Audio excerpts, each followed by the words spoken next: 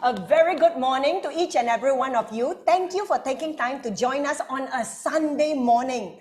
Welcome to the first of 3 panels today, and we start with redefining professional success. Perspectives from a working mother, a stay-at-home mother, and an entrepreneur. So this panel session is going to be very thought-provoking because we look at, very often we always think the grass is greener on the other side. I wish I was working. And then the working mom will look at the entrepreneur and say, oh, I wish I had so much money. And then the entrepreneur will look at the stay-at-home mom and say, I wish I could grow up with my kids, right? So today, we look at very authentic conversations on the journey that each of us have been on and will continue to go on, right? So introducing you, my lovely panelists. We start with the beautiful LYNETTE here. She is a life coach. You just got your IC.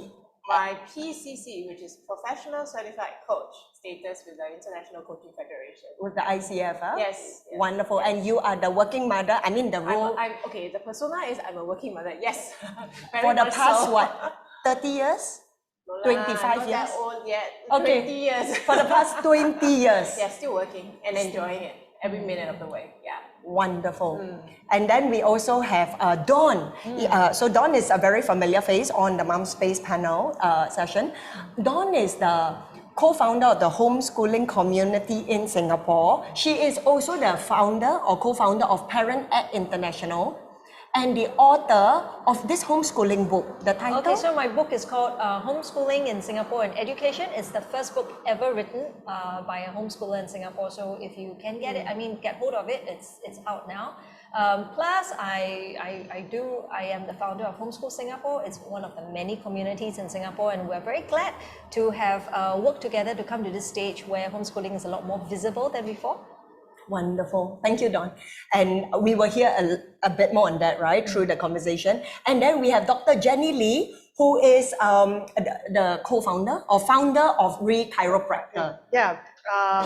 Good morning, everyone. My name is Dr. Jenny Lee. I'm a chiropractor, entrepreneur, and mom, wearing all 3 hats. So Chiro has been in Singapore for the last 6 years. We are specialized in sports injuries and also chiropractic care for pain management. Yeah. Wonderful. Thank you, Jenny. So let's start the entire conversation with this word called choices, right? We all choose every day in our life, right? So for you, LYNETTE, working as a working mom for 20 years, were there times you wanted to change jobs? I think the choice of jobs probably even started before I had my first child. So the long story short was I was thrown into parenthood very unprepared. So I had a choice. Do I want to choose parenthood, embrace the journey, or do I want to focus on my career? Right? So that was the first choice that I had to make, and I decided to go on both. Second big choice that came about was when my girl was actually entering PSLE, and my kids, as my daughter strategically put it, Mommy, you really know how to give birth, because it was PSLE for the first, and then the second, and then the third was entering primary school, subsequent years. So that was a choice that I had to make then. Corporate, not 9 to 5, because I was holding a global role, or a stay-at-home mom. So that choice then, at that point, given that PSLE was incoming, wasn't much of a choice in my sense, because very much my husband and I believed in being with the children. So that was a choice that I had to make. The third major choice that came about was when we came back from overseas, from Sweden, and do I want to continue being a stay-at-home mom? Not that it's not good. I enjoyed the time with my kids. But do I want to try and explore something on my own, because the kids were getting older, more independent, and I felt that I could probably have a bit of both worlds. And that's when I started training on leadership, people management, and that's when I discovered coaching, and then the rest is history, landing me into where I am now, which is a professional certified coach. Wonderful. So thank you for sharing your journey. So it wasn't like you were always a working mom. There was a period that you were a stay-at-home mom, and then the stay-at-home mom didn't that phase didn't keep me entertained for long, because I couldn't sit still. In a week, I was headhunted to do image consulting, and I started doing freelance training. So I don't think I would fit the bill or do justice to those who are really stay-at-home moms. Wonderful. And I love what you're sharing because I think for a lot of moms, we are all wired up differently. And exactly what you said, for you, I mean, there's this internal motivation of you to want to go out to work, and that's how you are wired up. Yes. So to embrace that instead of having to be like someone else, Correct. or listening to someone else's expectation. Yeah. The societal norms. Yes. Societal norms. Yeah. So those were the three major choices that I had to make. Wonderful. And for you, Dawn, you were an educator for quite a few years, right? And then you chose to be a stay-at-home mom. Okay. What made you decide? Wow, so many. So I teach history, and when I teach kids history, there's always push and pull factors, and there are so many things that sometimes you know of and you don't know of. So the choices I knew that drove me towards homeschooling my kids was push and pull. So number one was I felt the education system was stifling, and I wanted my kids to have a customized education, and the person who could do it for them was me. And another push factor was I was teaching and giving my best waking hours to other people's children, and my own children were hungering for my time. And I thought, okay, I think to be a good contributive citizen is actually really to raise my kids up responsibly, because I see so many cases in school where the lack of parental connection leads to a lot of dysfunction, and schools will not be able to save the connection that a parent rightly needs to have with the children. So I decided to, okay, I'll stay at home, and I wanted to teach my kids anyway, because I felt it's such a joy, it's such a noble profession, and I wanted to give my kids the best. Having said that, there were also pull factors, which was a maternal instinct. They were in childcare at that time, and my maternal instinct just say, I want to bring you out during those hours. I want to bring you to the zoo, I want to bring you to the parks, I don't want you to stay in a building, And so I suppose it was a blessing that we could homeschool at that time. Homeschooling is not, it's a privilege, I would say. It's not a choice that every parent can make, because you do need to consider your finances, you need to consider the trade-offs, you need to consider the support at home as well. It's not an easy choice for anybody who homeschool or don't homeschool. As long as you have children, it's not easy, right? So for us, when we homeschooled, we decided that I would be the main homeschooling parent and my husband would be the main breadwinner. So we lived on one income, and that's not easy as well. But whatever it is, we have the benefit of our choice on hindsight now. And I have to say that my children are enjoying learning, and I also enjoy learning with them. And so no regrets for that. Wonderful. I love how you bucked the trend and you didn't just stay at home, right? But you were very conscious on deciding, I want to homeschool. I want to be that educator, not just that caregiver, given your experience, right? So it's a very informed decision you made. Wonderful. And for you, Jenny, for you, when you decided to be an entrepreneur, what was that promise that you were working towards? Well, I think being an entrepreneur is always part of my plan. I want to enjoy a little bit more freedom of choice. Instead of working hard for a man, making rich, why now I just work hard for myself, make my life richer, not necessarily in the monetary kind of term. But yeah, I think the reason me and my husband, we decided to embark on this entrepreneur journey is to just have a little more room for us to make choice, have a more freedom of choice. And unlike a corporate setting, being an entrepreneur gives us a lot of room to create what could be possible. So, if you're in a corporate settings, your progression career is quite linear. So when it comes to entrepreneur aspect, there's more room for more possibilities, more maybe surprises along the way. Yeah. I love when you talk about time, right? Because that's really the lure that many of us, so let's move the conversation to time, right? Because the reality is we all have 24 hours in a day. So Lynette, I want to ask you, right, how do you manage work, family, and yourself? When I saw that question and when I was thinking about it, coincidentally yesterday I was just having a discussion in the family. Mommy, you seem to be even busier when you're back at when you were with corporate, because I was holding a global role because of different time. I had to manage my time around that and family commitments and a growing family.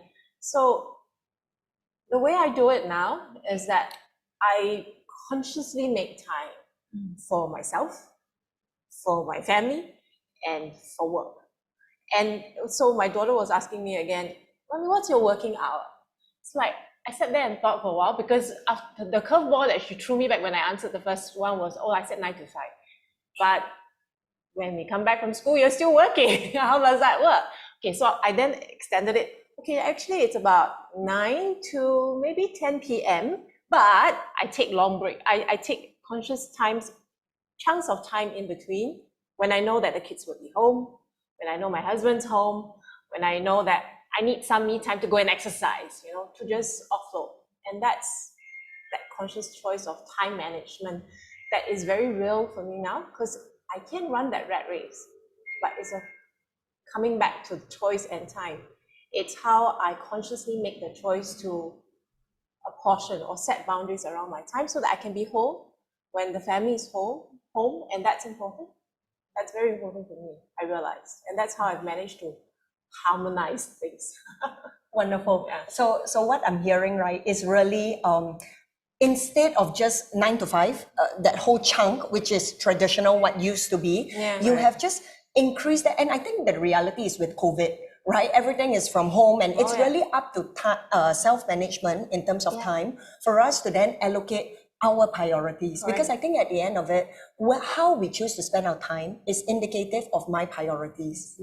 So, and for you, right, Dawn, we all go through different seasons of life, right? Where now you may, like you were a working professional, and then a stay-at-home mom, but then you are moving on to entrepreneurship as well, right? How do you juggle and manage the different seasons? I'm going to throw a curveball here, and I'm going to say I try not to lie to myself.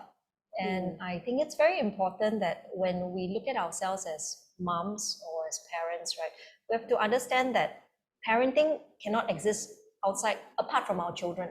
So I could be a working mom, but while I'm working, I'm not parenting. And I have to be very honest with that. I'm parenting only when my kids are around, right? I cannot be parenting them from 9 to 5 when my kids are not around. So then I take a hard look at my choices, and I say that if I'm moving on to work now, and I do ParentNet International, just how much of my time is given to work, how much of my time is given to kids, and then I truly assess where are my boundaries. So it is very true that your work could be a kid. You could be parenting your work. And that is a very strange idea to think about. But that is why it's so important to guard our time with the family. Because our work will it instantly gratifies us.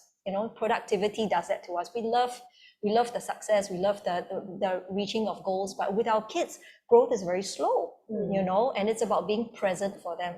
So a lot of, I would agree on the priorities. The word priorities is very important. So when when I'm working and I work from home, and when my kid says, I want you, I have to understand that when I'm with her, that's when the parenting is happening. Yeah, so then I also look at how I've broken my time up, and I say, have I been squandering their time or have I been being present for them? It's not easy, and it's not the same every day, but I think as we make a conscious choice to be honest with ourselves, I think we can more or less gauge where we are. I love what you specifically what you said about the time spent with each person and the KPIs, right? Because at work, right, it's so easy, right, to get to tick off, hey, I've done this.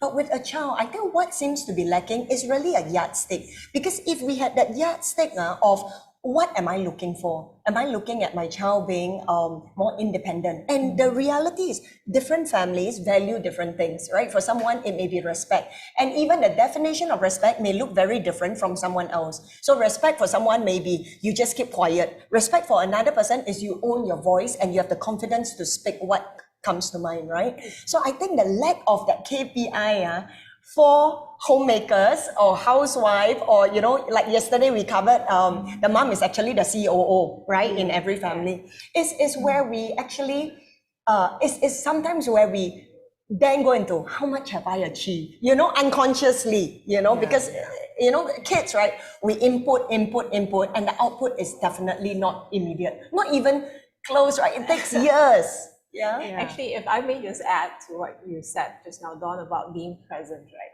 I think being present, not only is it a coaching competency, but being present is a gift that we can give our family, or since we're talking about children here, really our children, because that gift of being present in a conversation, of being present with our kids, and not, okay, I'm talking to you and you're still using your phone while your kid is telling you, because the signals are very different. And not many people realize that. And it's sometimes, now being aware, it's annoying. It's like, excuse me. And I also have an issue with using the word achievements in parenting. Relationships are not based on KPIs and achievements. So a lot of times we bring work language and adapt it to the home when it doesn't work at all. What I'm going to throw another curveball. Think about the worst case scenarios for families. What if you're taking care of a special needs child, severely disabled? What is the achievement you're looking for? It's a very painful word to use, because you may not be celebrating the milestones that everybody is, and you feel so lousy. So I do think that when you are wearing the parenting hat, you cannot use workplace vocabulary to describe yourself. You must use another set of vocabulary that is relational in nature. So perhaps, what are we enjoying? What are we being grateful for? What are we preserving? These are relational terms that you can have a grasp of and anybody can enjoy. But when it comes to the word achievements, I feel I would just want to stay away from that a bit more. Actually, milestones. How many milestones have you gone through with your child, being present with your child in that journey? I think it's a celebration of life of its own. And in corporate terms, then it's achievement, your KPI. But is there really a KPI there? That's hard, isn't it? I so hear what you're saying, and I think you're right? And that is actually in busy Singapore what robs us of truly being present or truly forming friendships with individuals. Where even friendships, to be very frank, the unconscious calculation is, will this person benefit me? Right? When we meet someone, first how do conversations normally start? What are you doing? And very unconsciously, we already see, oh, so you do this, which means, and then there is a whole box that we unconsciously put the person in without knowing too quickly. But so in my book, right, I talk about it. It's how our identities, right, is how we then seek to connect with different people. But if we choose to stop all the labeling, if we choose to, so for example, I get to know Lynette as a human being, as a person, and removing all the labels, right, the connection, the intimacy would be so much deeper. That I would actually take time to discover, instead of saying, oh, Jenny is an entrepreneur, and then in my mind, all the past entrepreneurs I've met, the whole list, right? And I throw that away and discover newly, creating a space to know who you are as a person. What is your passion, your interest, what drives you? I think that kind of conversations would be so much more impactful and real and authentic. So I love, and so I think for us in our homes at least, to start that, because it's really a connection with our humanity. When we choose to, throw away all that, not just languaging, but I think the mental models that we come into most conversations with. Yeah, definitely. Yeah, I totally agree. I think when we talk about time priorities, right? I think a lot of times people always have this perceptions of being an entrepreneur. We have, we don't have to be showed up for work. We all have someone else to do this for us. You just delegate. 100% true. I literally have friends telling me like, how tough is really your job? You have people do the things for you, but they don't understand what we have to do to get to this point. Yes, we do have a team of people to do different tasks, so the company can run as a team. But there's a lot of work and effort and planning put in place so we can get to this point. And people often don't look at how tough it is, the journey can be. And it's 100% true. So if I were to ask you, right, you are so right. They always think, boss, you have your own time, How much in a week, would you say your average working hours are? From the start, because I think different seasons, right? When you first start out, it's probably your baby and everything, compared to when you've successfully built a competent team, right? And then, so how much time would you say it averages in a week? So for the first 2 years of our business, I work every day. I work every day, not the moment I'm not working is because I'm eating or I'm sleeping. That's the only hours I'm not working. So for 2 years, it's like that. Weekend, public holiday, beside, like the operation is one aspect, the promoting of the company is another aspect. And then that part, the advertising, the marketing part is really take a whole chunk of my time. So for 2 years, there's no leave, there's no I'm gonna take a 5 days vacation, there's no such thing. So once we start building more people, I take it back, I have maybe one day I take it to myself, I try not to answer the phones, and I just, have a little bit of personal boundaries about, work-life balance. Now the company is about 6 years old, and but from time to time, I still need to jump in because people leave, people change job, and I am always the backup. Okay, so when nobody showed up at work, I showed up because it is part of my responsibility as business owners. And the survival of the company the pressure is definitely on me as well, especially during COVID. We don't know what's the business uncertainty, what's the market uncertainty in the future. So that pressure all pile onto me. So, when you talk about where is the line actually drawn, I mean, it is your blood and sweat and the work you have put so much in. Like, it's really, really tough for you. Just like, okay, you take care. I'm gonna be on a vacation for 1 month. See you later. I mean, I can never see myself, get to that point. So yeah, it is tough. It really is tough. That's why, the journey of an entrepreneur is a very lonely journey. And yet so often people celebrate that success, right? They paint that picture, wow, look at Dr. Jenny Lee, and then they snapshots, right? And they often, when we do a snapshot collage of any newspaper article or even on Instagram or Facebook, we capture the best parts. See where she is now, see her with her husband and her kid, and then everyone smiling happily. But the whole process, like life is an entire reel, right? All the little other frames and the picture is not captured. The painful nights, the dark eye bags, the stress, the fights, the money concerns. So moving this conversation on to the definition of success, right? Because I think professionally, how do you as an individual define success for yourself? So Lynette, if I were to ask you, right, for you, what is that definition of success, or what have you always been working towards in your life? Is there one main thing, or it changes through? I think it's evolved. Wonderful. As, like age or wine in that sense, right? It's evolved because I think in the youth it's like, oh, I want that spiffy new career. Oh, I want to be able to globetrot, and I want to be holding that kind of global position, being able to work with international colleagues, which was very much that. But starting to have a family, and then that entire ecosystem just moved naturally, yeah. So success, if I fast forward then to now, it's really being able to enjoy life for what it is. Of being present, going back, being present, enjoying life for what it is, and celebrating the milestones of everyone in the family together. Because I think, like what you said the last time about the COO, moms being the COO, right? I think if we're not together, present, and celebrating the success, very often it gets swept under the carpet. It's like just another thing. But even journeying through that milestones in every child, or even with being a partner with your husband and continuing being a partner, these take work. They don't come like, they don't drop from the sky. Just like corporate, you need to work to get there in life. When you have a family, it's the same. You've got to work your way through.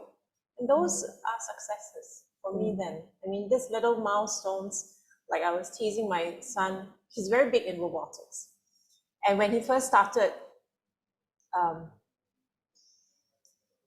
he was staring at the wheel, being amused actually. And so after talking to the school, there wasn't a space, but we entered him into that place that he was actually staring. And now fast forward, he is a trainer. He just finished his O-levels. So he's a part-time trainer there. And a lot of, if my husband says that it's because he gave me credit, which I'm sharing with the family, because when he was the second one to go through his PSLE, so I was there with him when he went through his P5 and he had entered the school's robotics team. And they won the FLL, First Lego League competition. And he had to go to the States, Houston, for competition in the middle of prelims. So you can imagine the amount of flack the teachers were giving. But he went. And so he was successful. And now in O-levels, he had to do the same thing in Sec 3. So that's celebrating, for me, success, because the family was there to support, I was there to support him, and we allowed him to do what he enjoyed doing the best. So he came out top 25% in his cohort as well, and I was like, good job, really so proud of him, and those are successes. And for me, that's beyond getting that big bonus for now. Right? Maybe before, in my youth, that is. But right now, these are big successes that I celebrate, or even So, my daughter. Question I want to ask, right, is if he didn't win that Lego challenge, because sometimes, right, the truth is we do tend to celebrate, and there's nothing wrong with in that, because I believe that wins are meant to be celebrated. Yeah. If he didn't win, would that still be considered success for you? Yes, because he's given it his all. And because I've seen him actually putting in his best effort. So for me and my family right now, I tell them, just do your very best. Give it your all and make sure you give it your all. Don't Skype and play game there and then tell me 24/7 that you've given it your all. I'm like, excuse me, don't quite relate there. So what I'm hearing, right, is values, right? For Values, you, yeah. the definition of success would really be the value. I mean, Yes. if you've given it your all, regardless of the result Outcome, or it doesn't matter trophy anymore. or not, Yeah. it's a redundant. It's not important. What's important is the process, the It's journey. the process, That's it's the journey. success for you. And the values and the lessons that he learned along the way, those are successes. Those are things that, sorry, but education cannot buy. Yeah. That these are life journeys. No, okay, I'm gonna success. interrupt. I say that is education. Okay. To me, the fact that you chose his interest over a prescribed Okay, curriculum. non-academic education then. No, that is education, because most of our jobs and our interest in jobs come from not the education system. It comes from our personality, it comes from our environment, it comes from the freedom or whatever opportunities our parents have done for us. So I've studied a lot of cases where a lot of people find a lot of contentment and joy in the jobs that they wanted as kids, tinkled as kids, and it's got nothing to do with academic grading. And to even affirm, right, what you say, Dawn, the reality, right, is the future of jobs state that kids in 2020, 65% of them going into primary school would be working, 65% of our children entering primary school would be working in jobs that are today not yet even created. non-existent. And that is critical. To me, she is educating her child. Okay. Yes. It's just a lot of times we don't give enough credit to the parents who educate their own. And I just like that very much, because how do you get top scorers if the parents weren't there behind the scenes? Well, you can. Just send for tuition. That groups of people Who chose the tuition? Parents' law. Exactly. I feel that there is not enough credit that parents give themselves for actually helping their own kids, So it's our role as parents is so important. It's so unavoidable that when you talk about success at work, we are working all the time. Even when we come home, we're still working with the kids and all that. It doesn't stop, does it? And actually, I want to point out too, right, that, we tend to divide academic success, and that seems to be the only yardstick that we benchmark our kids against. So they are literally almost their grades. The PSLE score that just came out, ta-dang, or But in exactly what you're saying, Dawn, and we are educating, if we change our mindset to say we are educating little adults, little contributors to society, and if that job doesn't yet exist, why am I pushing them through the main curriculum to be a mole of something that may be redundant or even obsolete, by the time they graduate in 20 years' time? Correct. So for me, right, I challenge and I assert that really through education, it's the mom being at home and me watching you modeling what it is like to be a human being through your values, through your words, through your actions. And that education, the University of Life, is so much more pervasive and so much more, how do I say, real than just academic grades, right? Okay, so I talked about it in my book. Please go get it. I talk about education, world education. I also talk about the Singapore system and how it is that you really succeed through life learning. So, and how homeschooling can work for you even if you're not homeschooling. Okay, so. Wonderful. And Dawn, so I want to ask you your definition of success. Like, when you choose, sometimes we only define success professionally, when I'm out working. But I assert now that even if I'm as a parent, there is also success, right? I mean, who my kids are, there is, and when we can stop drawing that divide and when we can start celebrating the moments, the milestones, who they are, I think the key word is the uniqueness in each of them. Of each and every one of them. Yes. Okay, I'll tell you one of my secret political ambitions is to start a political party and represent everybody under the voting age. I wanted to call it the birthday party. And then I wanted to represent all the ones below voting age so that I can give them a voice. I mean, I am so sick and tired of studies that don't collect the voices of children. Yeah. If you want a work-life balance study research, where are the voices of the children whose work-life balance you purpose to influence? So I was thinking, where are the kids? Where are the voices? And I want their feedback. And being a successful, if you want to use the word successful, being a successful parent in whatever sense, the feedback should come from the people you're parenting. So a lot of time I ask my children, how's mommy doing? Is there anything I need to improve? How are you feeling? And if they say, mommy, you don't spend enough time with me. Okay, I think that's true. I'll go work on it. Because you are the reason why I'm doing all these things, right? I mean, that's what I tell myself anyway. I'm doing this for you. So we have a very wise mentor, my co-founder in ParentNet. Her name is Tammy. She has 14 children. And She's what? She has 14. 14 children. And she's Singaporean? She's Australian. She is currently based in Australia. She's got a grandchild as well. So but she's so wise because she's in parenting for so long. And she says, success in parenting is when your children become parents. Yeah. And I thought that was very, very eye-opening for me. We judge ourselves too early. And I want to say to all parents, as long as you're still alive, you still have time to change, your kids are still with you, seize the opportunity. The morning is still here, and until your kids become parents themselves, be kind on yourself and live long, live happy, and strive to make happy memories. I think that's very beautiful. Wonderful. So beautiful. Thank you so much, Dawn, because thank you for providing that perspective, right? Where, parenting, it doesn't have to be a competition with that neighbor or with that stranger on Instagram, right? It's really just celebrating each child for who they are, special needs or not, right? And also our KPI is so short term. I mean, It's too short term and not realistic at all. And it doesn't measure anything except for our own pat on the back. So, but I think when we are very self-assured and we choose to not need our kids to then be our trophies, right? I think then it creates a very good space for them and for us. I want to say from like employer perspective, as a business owner, when we hire someone, what we're looking for. The education, to be honest with you, is a minimum requirement. You have to have a minimum education to do certain things. That's really how much we look into education. Are you trained in this kind of skill?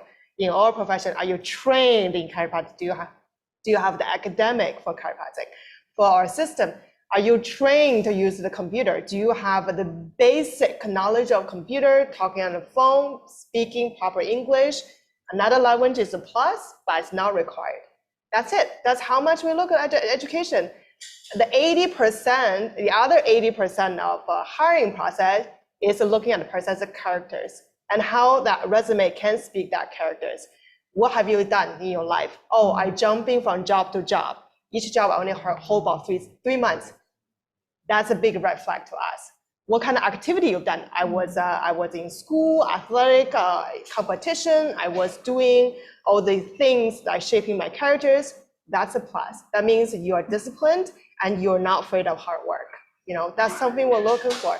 And when we come to the interview, we ask them the top questions. You know, if you encounter certain situation, what would you do? You know, they talk about how they deal with the difficult situations, how they encounter challenges. And those are the life skills. No teacher in school gonna tell you like, oh, when somebody said terrible things, the proper response is A, B, C, or E.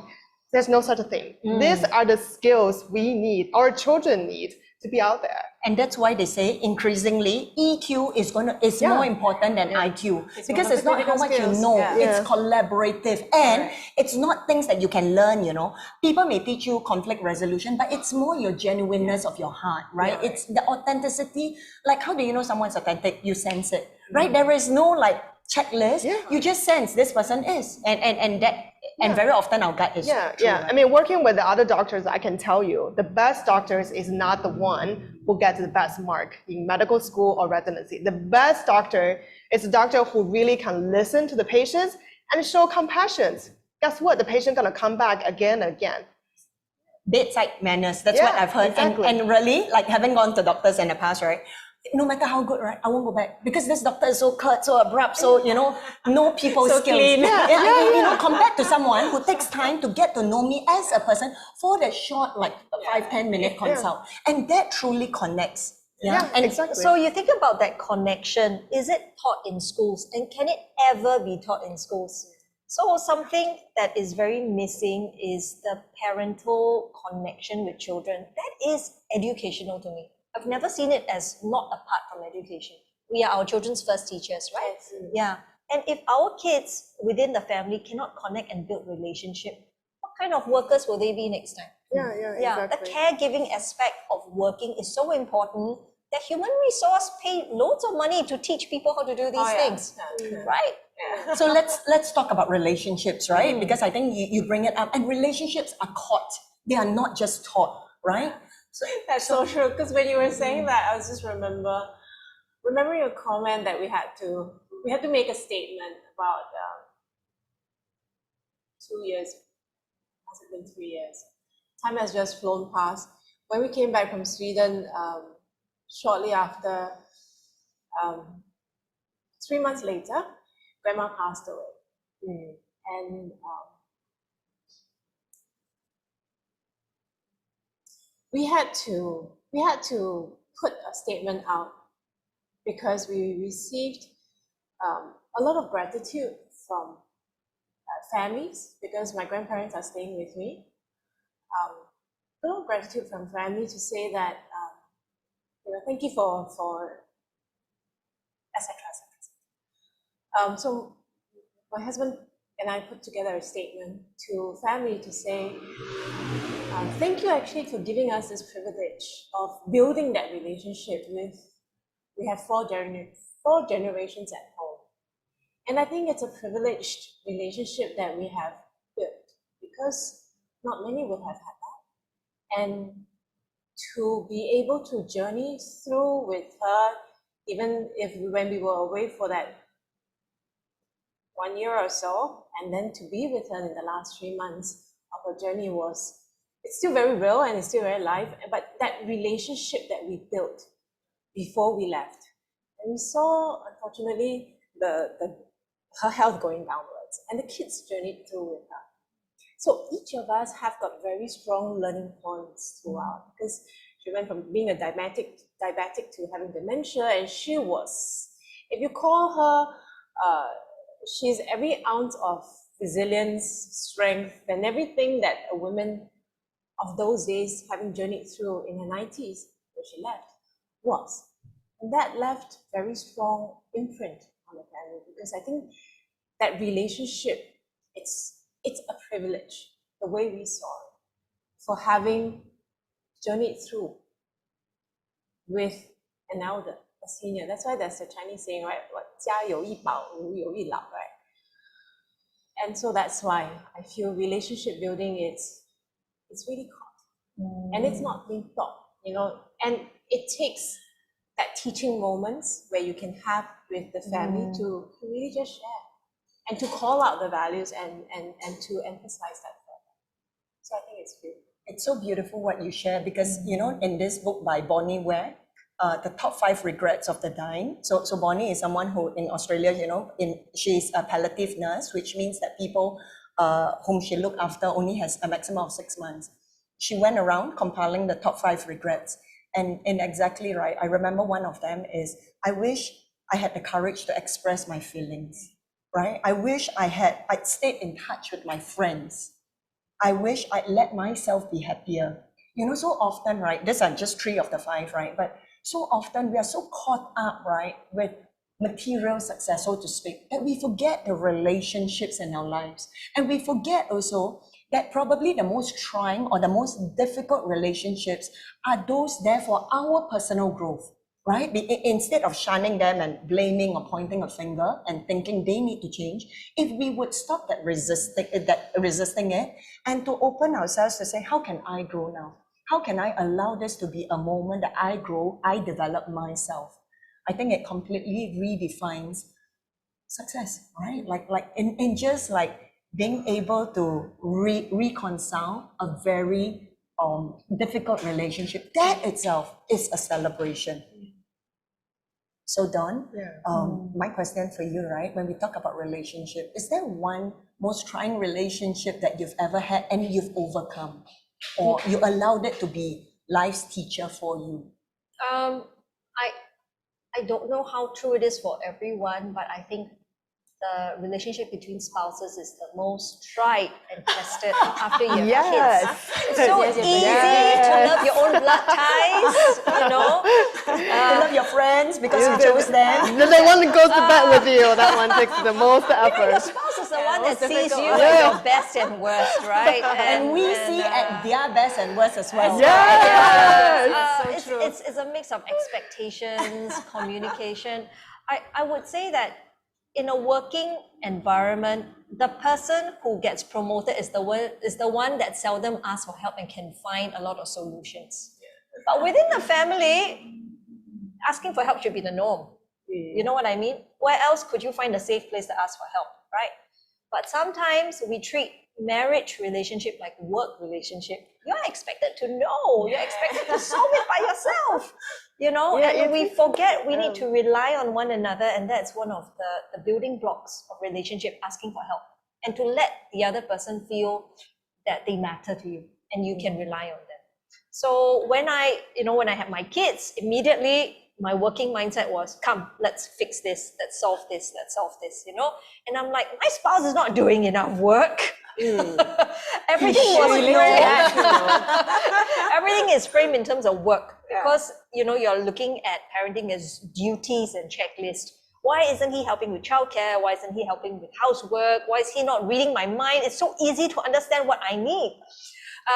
So one of the things we really had to work at is communication. Yeah, I mean, we've been married for 14 years now, and there are people who are married 50 years, 60 years, and we look at these couples like, wow, they are amazing. And all boils down to working at that communication, to let each other know that we need help and that we need to be there for each other. So is that resolved? I don't know. Because as the kids grow older, there are different challenges, but I feel that the marriage partnership is something that I feel always need tending to, and it cannot be left to itself. It's work. It's very work. I so love what you say because, when I was younger, romance, but somewhere along, after I got married, really, to me, the picture, the perfect picture of this romantic couple is one with white hair, and then they are on their walking stick and they're sitting together holding hands. Holding hands. So when I see that, I'm like, I would love to share my life with the same partner. And, even in our old age, yes, after all the fights and disagreements and arguments and, shouts, but we reach, we actually have shared a lifetime of ups and downs together. I think that's so, inverted commas, romantic, or that is what I'm working towards, right? I think that's so. Yeah, And it's a daily. I mean, like, for you guys, you don't have to work with the husband. I work with the husband. You have the best of both worlds. You can say the best of words. I mean, like, you know, the company is run by, by my husband and I, you know, a family, it's me and him. I mean, like, I mean, it's a lot of work. It's a lot of work. So how do you know, what's something that works for you, you know? You have to see what you're good at. Like, I'm really good at A, so you're really good at B. So whatever you want to make decision in your department, you go ahead, because I know you're good at that. I'm not gonna question about your logic behind the decision.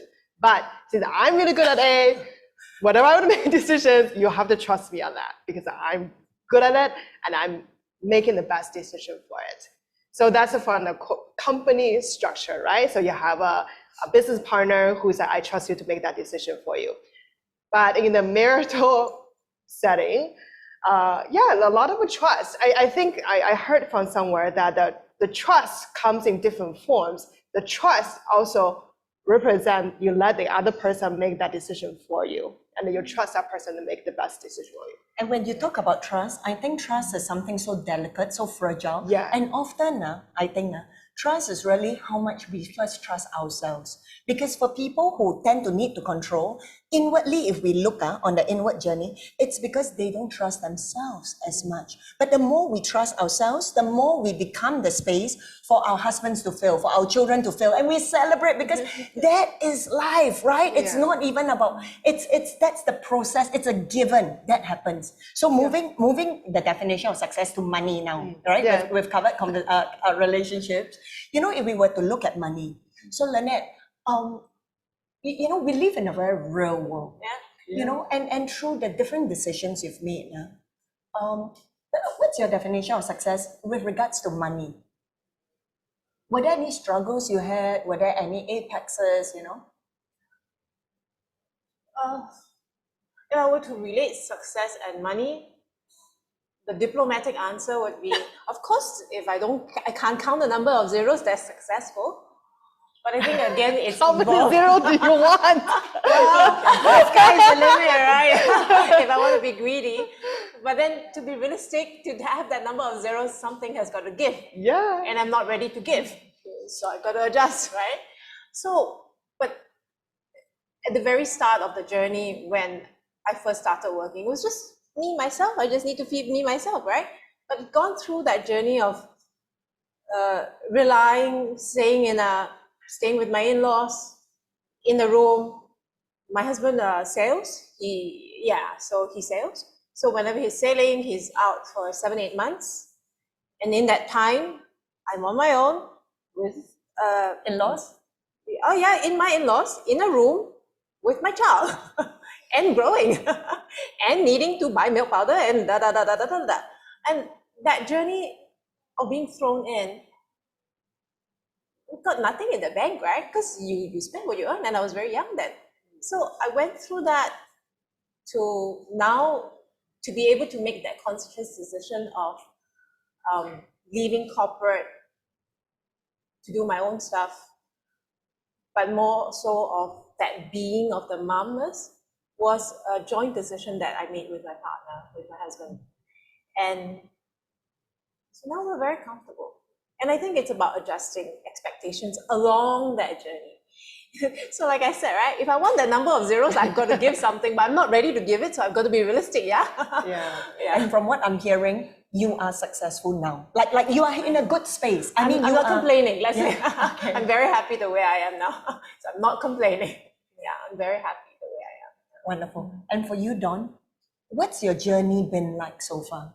Because most people equate success with the number of zeros, right? The more the better. But, which I ask, is that even true, right? I saw a lot of zeros in my bank account. I know, I miss those zeros, but then. No, mine's the zero from the front. Okay. Homeschooling is not easy. Number one, most of us survive on a single income, and Singapore's expensive. Yeah. So a lot of things got to give. So we gave up fine dining, we gave up on travel. You see any travel photos on my feed? I mean, we were lucky to have like friends who sponsored, right? That's how real it is, right? But do we regret? No, we don't regret, because our children are so happy. I ask my children every year or every time, do you enjoy being homeschooled by mommy? What do you like? And they say, I will never give this up. And that makes me very happy, because money cannot buy that. Yes. I cannot outsource somebody and make my kids say, I want that. My kids does not want that. Children tell you the truth all the time. So for us, our family, money is a tool. And what is at the top of our pyramid is relationships. And money is a tool to build relationships.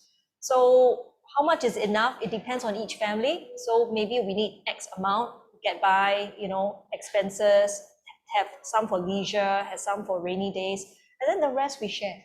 So if money can buy a meal so that we can invite a family around to our table, we'll do that. If money can mean helping somebody with groceries, we'll do that.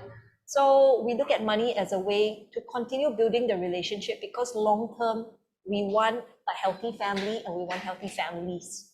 And so the work that I do is to build that kind of mindset that everybody can engage in healthy families without feeling they are shortchanging themselves. I so love, right? Like, instead of chasing money as the end, it's just a means to an end. So be very clear, what's your end? Like what's your vision for your life? Who are you going to be? And then money will come from wherever, whether it's through work, whether it's through contributions. Yeah, it will come. I mean, that's something I really believe in. Yeah. And for you as a... I think a lot of people maybe have this misconception of money. Do you know money also means more risk? That means more you have, you need to think about it, how can I have more? So you have to think about investment, business development, all that. So that came on the risk. No matter how safe you want your money to be, there's always a trade-off. Not saying nobody should, don't work for more. If that's what you want, you need to understand what comes with it. So, I mean, there's never enough. There's never enough, really. It depends on how much you want, what's your expectation, what's your living standard, what you want in your life. But we need to understand, once the money has fulfilled its purpose, either it's a tool, it's a vehicle, whatever the form or definition you have, then that's it. Don't expect the more it can bring to you. And that's it. Just like your clothes, you make you look nice for today, and that's it. That's all it does for its function. And it stopped right there. And we shouldn't have a more unrealistic expectation from money it can bring to us, and ignore and the to be downside honest, of that. people who chase after money more than relationships don't make good company. Yeah, definitely. And they're not happy. Yes, I was about to say that. Actually, they are not happy, They may period. seem very successful on the outside, but they're not happy at all if you talk to them further. And why do like huge successes by There's that money image, standards that persona commit that's- suicide, right? Because I think the human being was born to connect with another human being. exactly. We were born to live in communities, Correct. not as an individual. And the way we live in communities is really where I can celebrate, I can be truly happy for your success and yours, instead of, the zero-sum game where I'm like, she's so successful, and then we pit ourselves, unnecessarily. I think sometimes we are our worst critic, right? Yeah. We come up with our, with standards that we don't meet, and then Yeah, definitely. I mean, like a relationship, connections, although today we're talking about, it seems so natural, right? Like that's how we brought up. We need to be kind to a person. We need to be kind to our friends or a colleague or not. But who knows, with this digital age, are children of tomorrow still thinking this is something they can come naturally? Do they need to acquire this kind of skill? Do they need someone to guide them to they understand what does it mean to be authentic? What does it mean to be kind? Actually, yesterday we covered that, right? Under millennials, so we had a millennial expert, and this is his observation, especially for the Gen Z. Actually, they are unable to pick up facial nuances, because they are so often on their sad. phone. No, and that is something that it's their era, because this is what they are growing up in, right? Like for us, we grew up climbing trees or catching each other, but for them, that is their playtime, right? So to be relevant for them, it's for us to teach them things like body language. I'm angry and this is how a frown looks, because otherwise it's the lack of opportunity. That's why they're not inverted commas schooled in it. Yeah. So it's critical. And I said, like, in the rise of the digital age, the need for connection re-emerges at a heightened level. Where there's the human need to really just want to connect, whether it's with someone on social media, you know, I mean, in their message, it may not be personally that I know you, but the messages that we put forth is critical because people are looking for that voice, for that, you know, to be in touch with our humanity. Yeah, definitely. So in bringing this, right, as we conclude, let's talk about celebrating wins, okay? I mean, throughout the entire process. So, Lynette, you know, through the journey, you know, the ups and downs that you've been on, right? What is one challenge that you're grateful for and why? I mean, I'm sure there are many, but if you were to just pick one. I think the biggest challenge that I'm really grateful for now is probably accepting the pregnancy of my first child, because I was thrown into a shock because my husband was sailing, and then it was very much of do we keep or do we say bye-bye? That was the biggest challenge because at that, for me it was young, but now in my journey I realized I'm not. That was the biggest challenge because, and that's a challenge which right now I am celebrating every day of my life. Wow. Yeah, because if not for her entry into our life, the rest of all that we have now would not have happened. We probably wouldn't have had that courage to plunge into parenthood or to plunge in to do the things that we do. And I would not be what I am today if I bring it back to myself. So I'm very grateful for my daughter for entering our life. And She's a gift. she is a gift. And I tell her that, but she's like, you're not, you know, you. And I think what touches me is she was a gift, but you were open to receive that gift. I will be honest, I wasn't, and I was Yeah, sitting but on you the made the fence. choice I too. made that choice. Yes. I had to make that choice, and it's a choice that I made with my partner, Yeah. with a lot of family support. And I'm privileged to have that family support. I would say I'm privileged because, yeah, it is a privilege to have family support, and it's a privilege that I think to have that relationship, strong relationship, to start.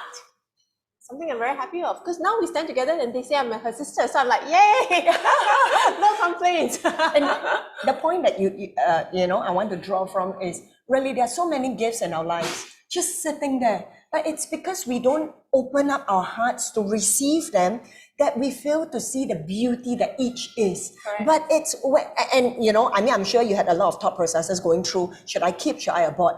But when we choose to see the beauty of the gift and embrace it for the gift it is, it completely transforms our life. Yes, exactly. And that's such a beautiful decision you made.